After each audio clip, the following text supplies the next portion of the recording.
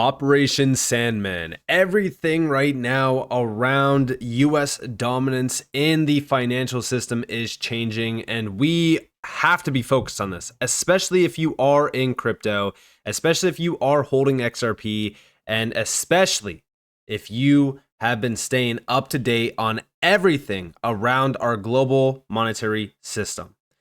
Welcome to the channel, everyone. My name is Nick. For those that are new to the channel, hopefully by the end of this video, you do become a subscriber.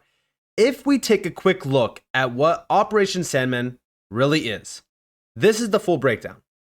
For those who don't know, Operation Sandman is a collaboration of 100 plus nations in agreement to simultaneously sell off their US Treasury holdings, sending them back to the US to collapse the US dollar. The narrative just went public with 2 weeks notice. Get ready. Now, the 2 weeks notice and the get ready is a little bit extreme, and ultimately probably just a little bit of a, emotional engagement farming, if you will. If we actually look at this, though, I do believe that Operation Sandman is in effect. In fact, I actually think that it's ongoing right now, and the whole center point of it is BRICS. That's the target. We need to focus on what the BRICS are doing, and I have been very vocal about this since going all the way back to when the US announced sanctions. If we go over here, we have been seeing post after post after post regarding what the BRICS are doing around the monetary system. August 21st, more than 50 countries could accept BRICS payment system and ditch SWIFT. Now, for those that have been watching the channel for a while, and for those that are XRP holders, I'm sure that by now you guys are all aware that the SWIFT system is not only extremely efficient in making cross-border payments extremely expensive, also having cross-border payments fail, and also making sure that there's zero transparency around those cross-border payments, which is ultimately the end goal of, guess what? An inefficient cross-border payment network. So as we think about this, okay, we know that the SWIFT network is very inefficient. It's not a very good network at all, and it's also very centralized in the power of the US. So why would any of these nations outside of the US want to utilize the SWIFT payment system? Well, guess what? They don't. That's why we're starting to see a big pushback against SWIFT. And ever since the US announced the sanctions against Russia, that accelerated the push against SWIFT. Today, it feels as though SWIFT has been failing, and it's also been falling in terms of dominance. But are we at that point in time where we can make the claim that SWIFT has failed, it's collapsed, and it's done? No, we're not there yet. But slowly but surely, we are getting there. And I've always said the motto around the US dollar and, the dominance of it, death by 1,000 cuts, because slowly but surely we're getting there. We constantly see these big announcements. We constantly see these major pushbacks, but also we start to see dominance flowing out of the US to all these other nations out around BRICS in very small pieces. And this could be around oil transactions. It could be around even GDP, right? GDP growth within the BRICS versus the G7 has been quickly outpacing the US and the G7, which is a very big thing to focus on, because that is showing us economic growth in the BRICS is far better than the G7, which means that they could essentially start rising above and against the US and start taking that dominance in big clips instead of small little clips. That's why I say, yes, it's death by 1,000 cuts right now, but over time, all of a sudden it adds up, and we get to the point where there's no turning back. We need to accept what has happened, and we also address how all of this could have been avoided. Now, right now, the big focus is crypto, because Russia is going all in on crypto, while the US continues to attack the industry. Is crypto the solution to it all? Well, it definitely could be a big piece of it. But over here we have China says the United States days of bullying the world are over.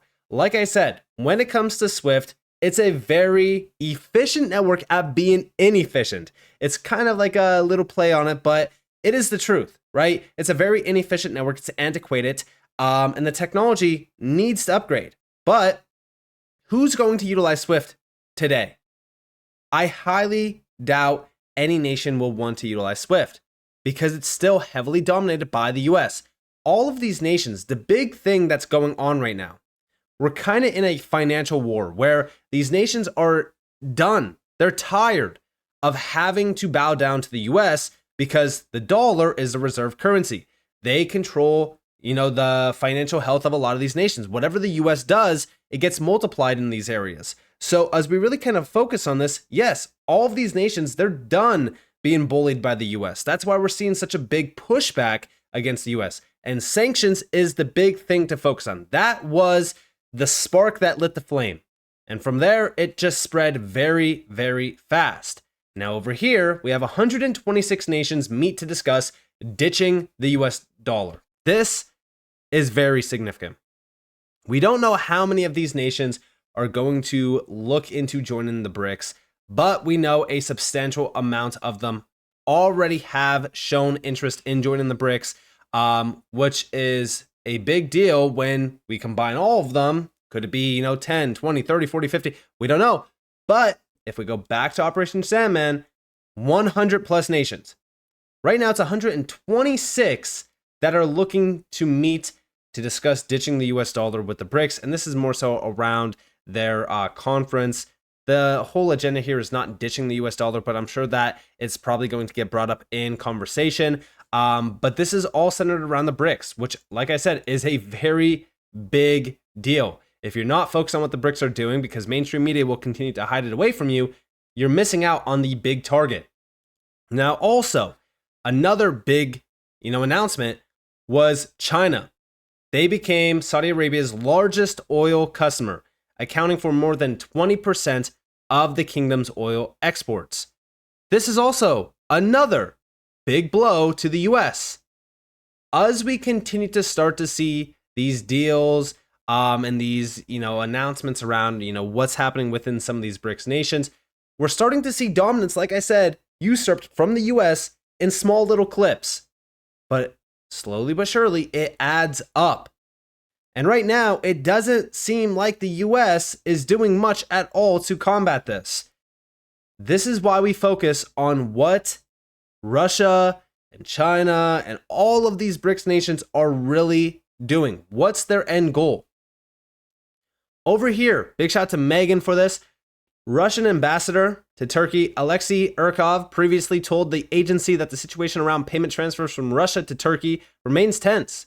The West is deliberatively destroying Russian-Turkish trade and economic cooperation. There are no fundamental changes in the issue of resolving the problem with bank transfers from Russia to Turkey, yet the time frame for resolving the situation is unknown. A representative of the state bank, Ziraat in Ankara, also stated, the creation of a mechanism based on national and digital currencies could be a solution to banking difficulties between Russia and Turkey. There you have it. The big focus, digital currencies. Over here, the fast payment system, FPS, is a 24-hour service of the Bank of Russia that allows you to instantly transfer money between accounts in different banks using a mobile phone number, pay for purchases, services, and taxes, and perform other transactions. This is their fast payment system. Now, as I've mentioned on multiple occasions, these types of systems are going to rise around the entire world. We are moving towards a digital financial world. Our entire global monetary system is on the brink of change. A change that is moving away from paper-based processes, paper money, to digital-based processes and digital currencies, more so tokenized currencies. This is a reality. It's not a conspiracy theory. I've been seeing a lot of people bringing up this, it's an older post, but it's regarding a conspiracy theory that happened around roughly the 2019 timeframe.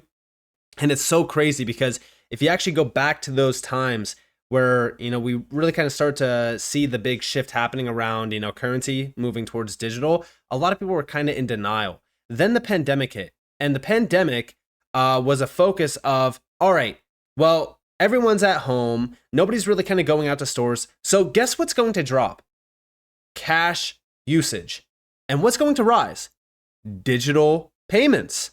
And every single report from the BIS, from the IMF, from the World Bank, guess what it said? Cash usage is dropping, digital payments is rising. We need to move towards digital payments. We need to move towards digital currencies. So you can see the accelerants that are kind of put in place.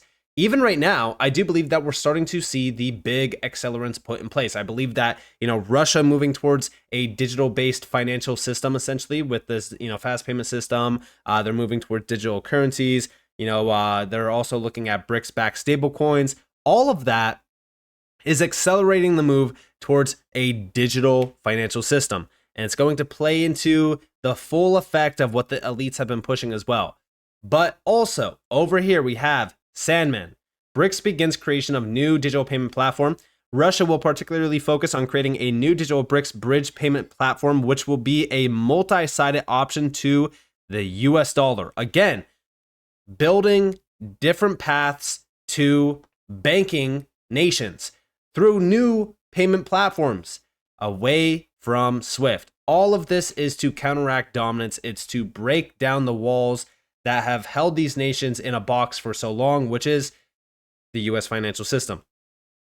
Utilizing a reserve currency and SWIFT, which is, it's primarily really kind of powered by the US. It's controlled by the US.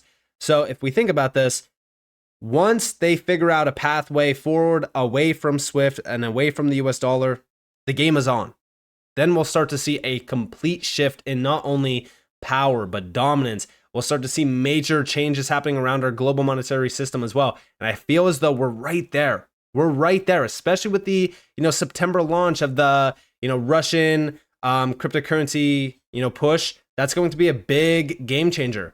But also over here is BRICS' new digital payment system that starts on September 1st. The US dollar will not be used. The BRICS faster payment system allows individuals to make interbank transfers using a mobile phone number, operates 24/7, 365. Transfer fees are either low or zero, 200 plus banks. Users can receive and pay for purchases using a QR code. And here you have the breakdown of how it works utilizing a phone. This is very significant, like I said. So, like I said, the paths are already there. Now, as we look at this, a lot of people have been saying, well, what about XRP? What about Ripple? Are they utilized? Well, number one, I've been seeing this image going around, and I believe that it's actually made by XRP Drops, and it's just kind of showing some of the Ripple connections here. And although, yes, Ripple has a lot of connections within the BRICS, remember what Brad Garlinghouse said. He said that they have to abide by sanctions. Does this mean that Russia, will utilize Ripple payments? Probably not, right? They don't want to utilize something that has to abide by sanctions. But can Russia utilize the XRP ledger and XRP? 100%. Will they? We don't know. But a lot of people have been saying that they will, or they are. There's zero confirmation of that. Again, I love to see things that are confirmed before I actually say like, hey, they're utilizing it. But I've been seeing a lot of people saying that they are. They're not. We don't have confirmation of that yet. In fact, we actually don't even know what they're using. But also over here are some of the major connections with BRICS. This got posted by XX1133 1221 11. And if we actually look at this, this is all a part of, the UN, the World Bank. Like, all of this is connected. Don't get it twisted. Everything that we are seeing right now is part of one big show. This is all one big show, and it's to facilitate the transfer to a global digital financial system. Everything that we're seeing, every event leading up to now has been pushing us towards a digital financial system. I've always said this, and that's exactly what we are seeing. We are watching one big show that's currently playing in front of us, that's leading us to the finale of rolling out this digital financial system. Now, as I've said, is the US dollar being countered or targeted? Is the US financial system being targeted? 100%.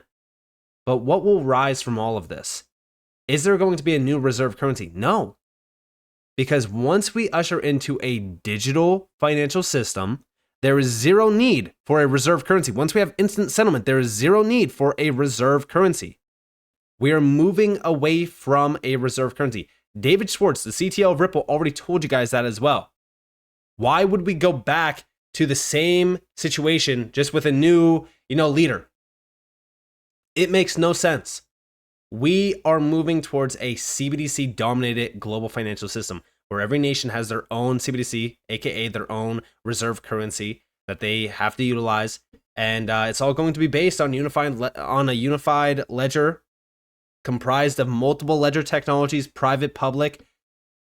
This is a new financial system rising, a new Bretton Woods situation. You could call it Operation Sandman as well. I mean, this is kind of leading towards the collapse of the US dollar. I feel as though it's actually not just based around the US dollar. I think that's based around the entire financial system.